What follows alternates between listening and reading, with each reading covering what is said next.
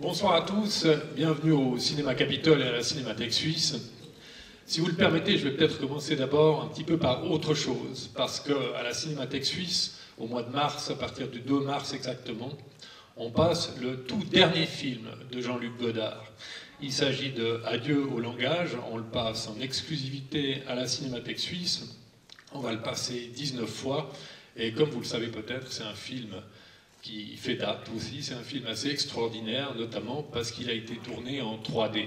C'est un film qui est passé au Festival de Cannes l'année passée, et c'était une expérience assez extraordinaire d'être là-bas et de voir les gens qui regardaient ce film réalisé en 3D, bricolé en 3D en fait avec des tout petits moyens, et les gens riaient, s'étonnaient, s'émerveillaient, parfois même enlevaient leurs lunettes pour vérifier que ce qu'ils voyaient à travers leurs lunettes correspondait un peu à ce qu'on voyait à l'écran. En gros, Jean-Luc Godard a à peu près un peu plus de 80 ans, a vraiment fait de la 3D quelque chose de tout à fait différent de ce dont on a l'habitude. Et on a vu que la 3D, c'était pas seulement pour doper les ventes d'Avatar 6 ou de Retour vers le futur 11. C'est quoi un film tout à fait extraordinaire.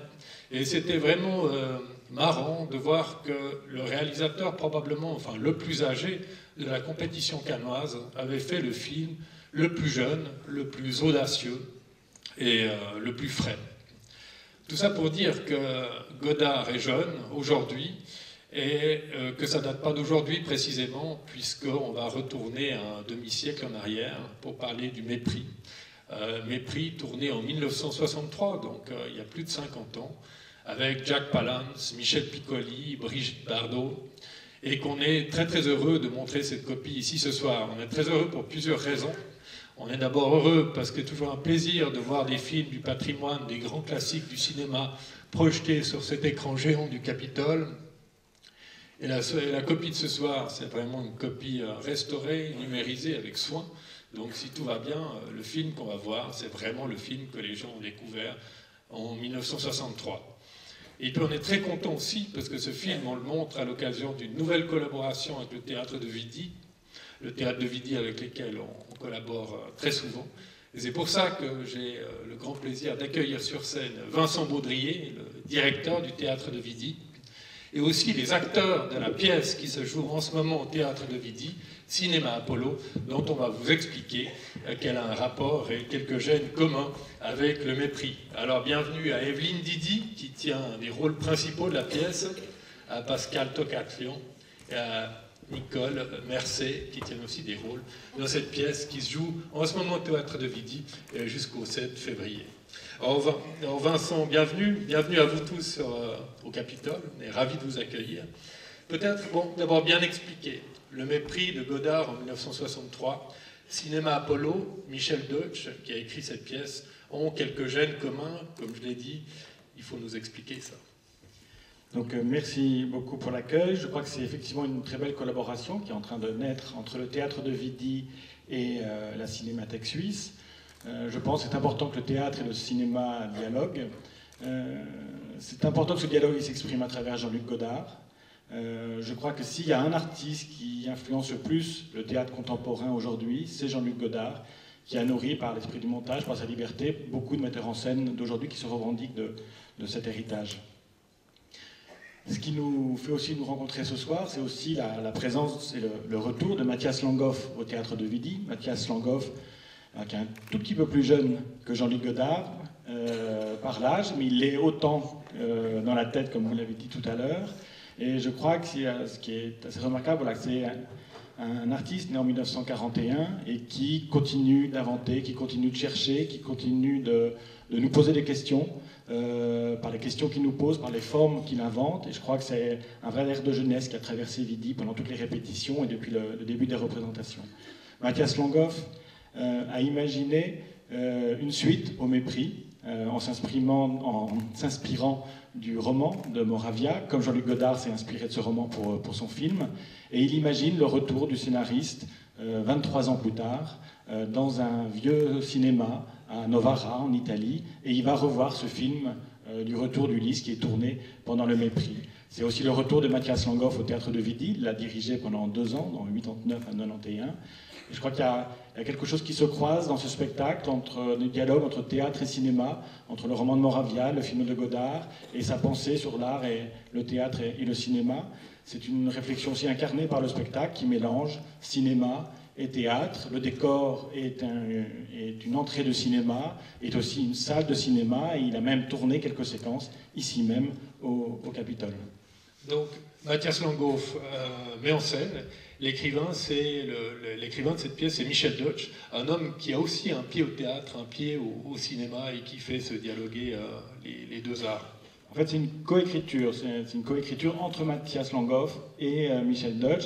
Et au fur et à mesure des répétitions, Mathias Langhoff aussi a beaucoup réécrit le spectacle au fur et à mesure que le travail avançait. Alors, quelques mots sur ces scènes, peut-être, qui ont été tournées au Capitole. Comment est-ce qu'on voit le Capitole à Vidi? Voilà, c'est au moment où on voit donc Ricardo, le scénariste, qui est joué par François Château, qui n'a pas pu être avec nous ce soir. Il retrouve son histoire d'il y a 23 ans auparavant, quand il va écrire ce scénario du film du Retour d'Ulysse avec ce réalisateur qui emmène sa femme, Brigitte Bardot, dans le film de Godard, et qui va mourir. Donc il y a toute la mélancolie de cet homme intellectuel romain, et qui va se retrouver dans ce petit cinéma de Novara.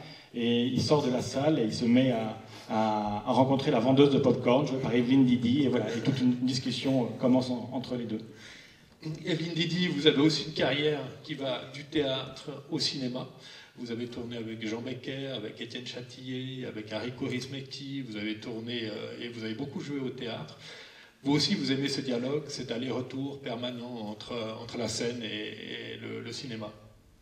Moi, j'aime surtout travailler avec des grands artistes.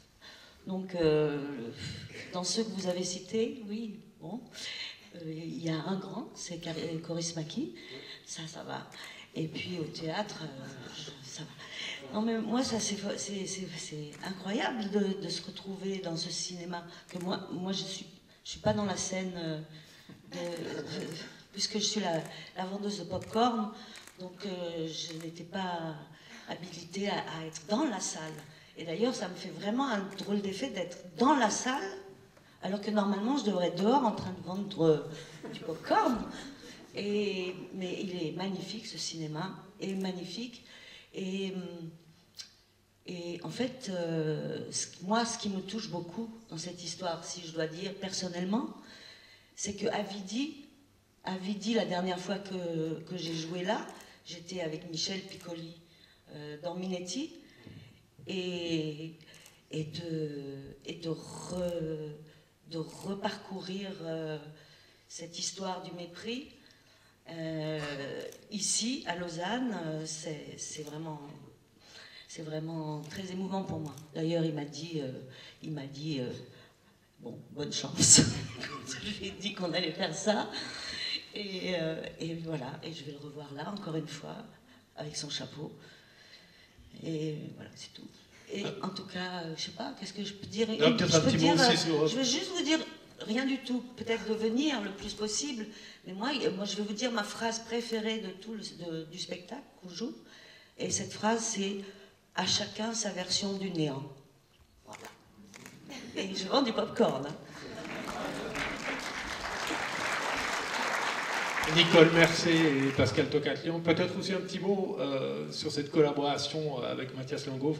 C'est un exploit assez, même physique, assez extraordinaire que cette pièce qui dure près de 3 heures et le travail avec cette légende aussi de la scène.